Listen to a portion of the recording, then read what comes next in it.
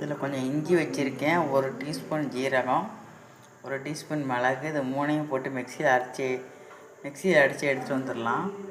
இது 3ஐயும் அரைச்சி எடுத்துகிட்டு வந்தாச்சு. ஒரு கொத்து கருவேப்பிலை வச்சுக்கலாம். இதில் சாதாரண எப்போதும் நம்ம அரைக்கிறோம்ல இட்லி அந்த மாவு தாங்க, ஸ்பெஷலாலாம் ஒன்றும் அரைக்கலை. இதை நல்லா கலந்துக்கலாம். நல்ல தூய்மையான நல்லெண்ணெய் ஊற்றிக்கலாம். நல்லா கலந்து இப்போ இட்லி சுடலாம். இப்போ இட்லி பானையில் நம்ம எப்போதும் ஊற்றுறோம்ல அதே மாதிரி ஊற்றிக்கலாம். மூடி வச்சுக்கலாம். மூடியாச்சு. ஒரு 5 நிமிஷம் இருக்கட்டும். காஞ்சிபுரம் இட்லி சாதாரண இட்லி மாவுலேயே நம்ம செய்யலாங்க. சாதாரண துணியிலே ஊற்றினாலும் வெந்துடும். சாப்பிட்றதுக்கு அருமையாக இருக்குங்க. இட்லி வெந்துருச்சு. இப்போ எடுக்கலாம். சாதாரண இட்லியை காஞ்சிபுரம் இட்லியாக மாற்றியாச்சுங்க. இப்படி செஞ்சு சாப்பிட்னா நல்லா டேஸ்ட்டாக இருக்கும். சாதாரண இட்லி மாவுலேயே நம்ம இப்படி செய்யலாங்க.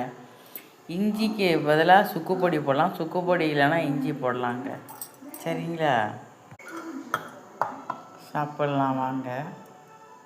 காஞ்சிபுரம் இட்லி கொத்தமல்லி சட்னி தயாருங்க. வாங்க சாப்பிட வாங்க.